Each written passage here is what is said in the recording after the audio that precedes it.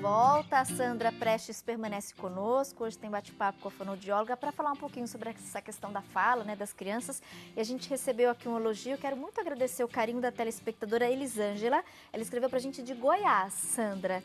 Tati, as entrevistas são super especiais. Descobrimos tudo o que precisamos saber sem nos cansar, de uma maneira muito gostosa de aprender. Obrigada a todos do programa. Obrigada eu, viu, Elisângela, pelo seu carinho. E essa é a nossa intenção, né? Passar todo esse conteúdo, abordando aqui assuntos variados, diversos, para que a gente possa aprender, né? Um pouquinho sobre cada coisa, esclarecer nossas principais dúvidas. E aí, de repente, surgindo algum problema, né, ou precisando se especializar em algum dos assuntos, o convite para vocês procurarem, né, um profissional capacitado da cidade, da região de vocês, conforme a necessidade, e às vezes inclusive médica e clínica. Mas que bom a gente poder, através do nosso programa, passar muitas informações e até mesmo caminhos, né, para vocês aí, na cidade de vocês, na região de vocês, poderem seguir mais seguros. Obrigada, viu, meu amor, pela audiência. Um beijo para todos de Goiás.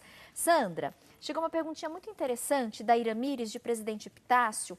Obrigada, viu, Iramires, pela audiência e pela participação. Ela disse que tem um sobrinho de 1 ano e 6 meses que não fala nada, eles não conseguem entender nada. Aí ela até comentou, Tati, ele só resmunga.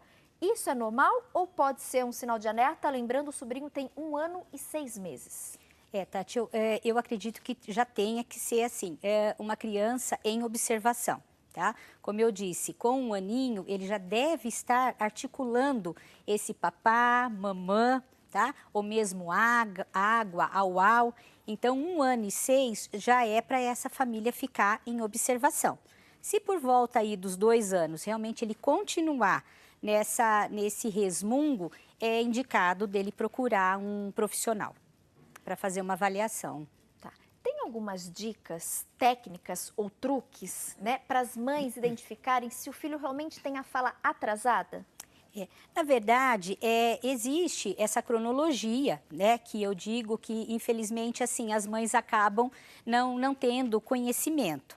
Mas hoje, Tati, o que nós vemos muito, né, e eu acho que acredito que seria, assim, talvez uma orientação e uma dica, é que hoje, inclusive, é comprovado em pesquisa o atraso da fala e linguagem devido a 2 fatores muito importantes na nossa realidade.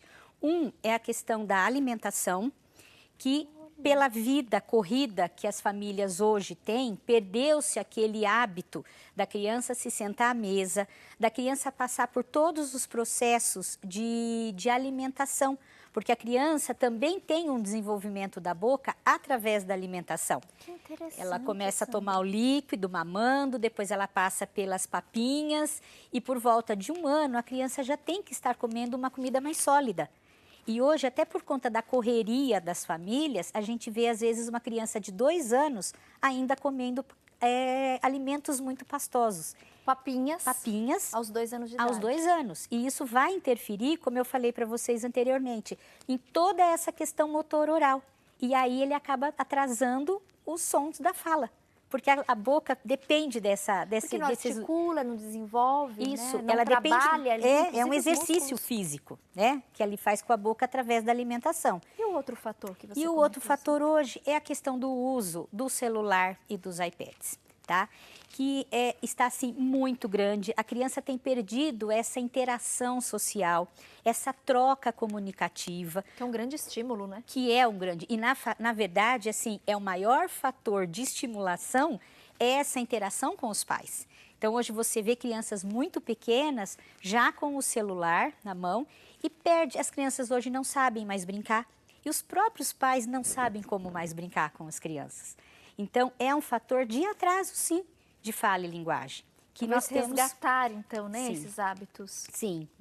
Hoje, quais são as possibilidades, tratamentos, sim, né, para essas crianças que, de fato, então, que é constatado esse atraso na fala, nessa questão do desenvolvimento? Hoje, o que essa mãe, o que esse pai ele pode fazer, quem ele pode procurar e o que pode ser feito? Sim, ele teria que procurar, né, o fonoaudiólogo.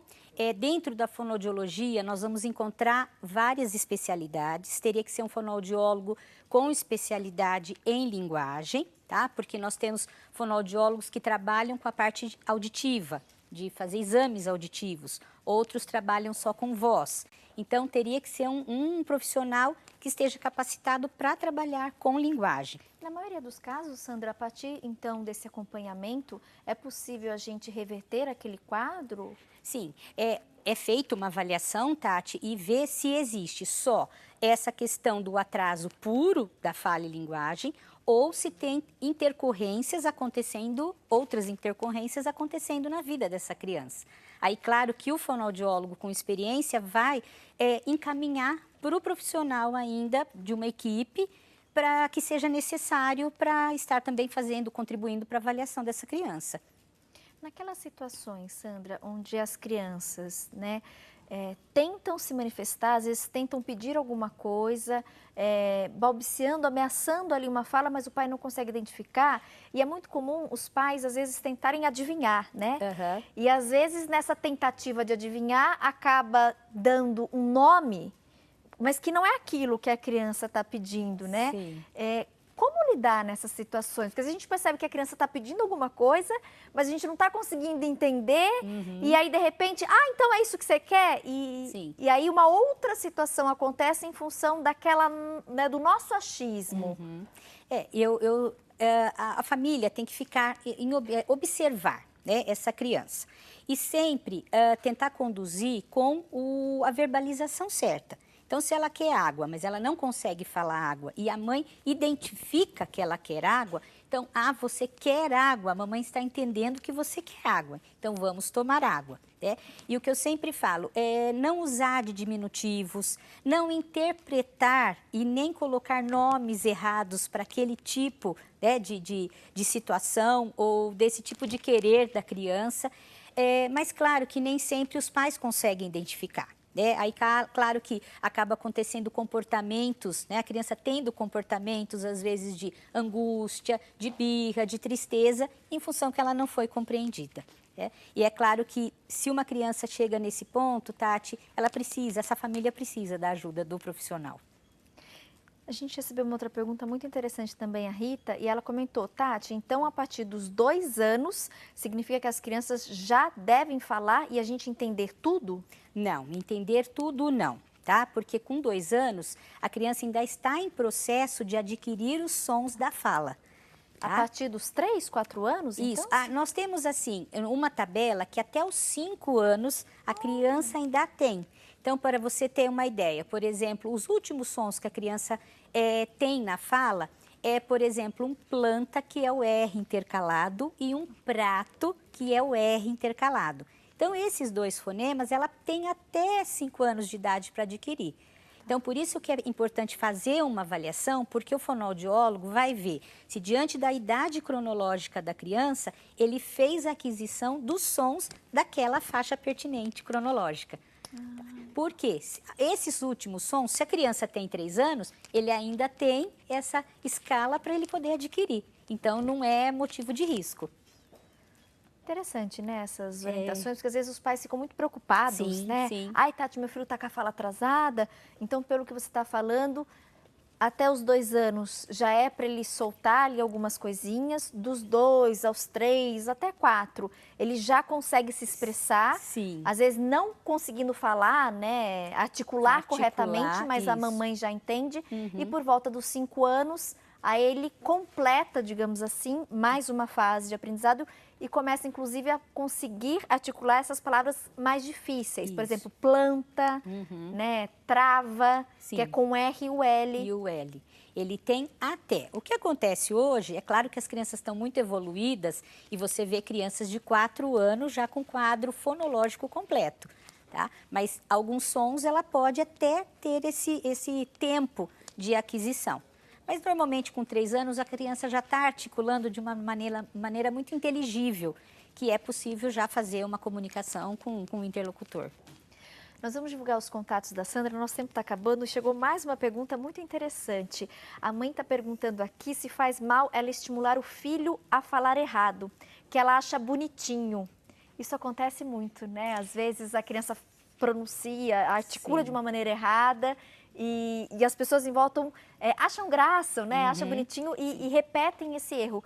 E aí ela comentou aqui, pode ser um problema? Pode, não deve. Não tá? deve. Não se deve.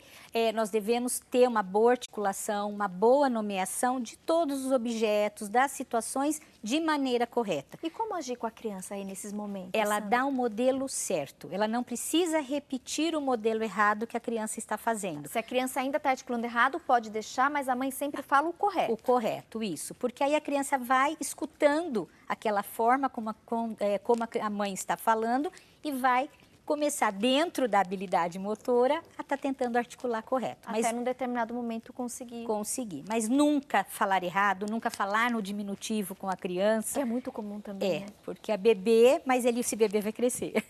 Obrigada, Sandra, pela presença. Espero que você tenha assistido à vontade. Espero que a gente tenha outras oportunidades, viu? Obrigada de falar mais a você. sobre esse universo, né, das crianças, do desenvolvimento das crianças e da fala aí das crianças. Sim. Bom restinho de semana para você. Obrigada, para você Quanta também. informação bacana. E você, mamãe, ficou mais calma, mais tranquila? A gente agradece sempre o carinho também que chega, viu? Muitos elogios aqui através das nossas redes sociais.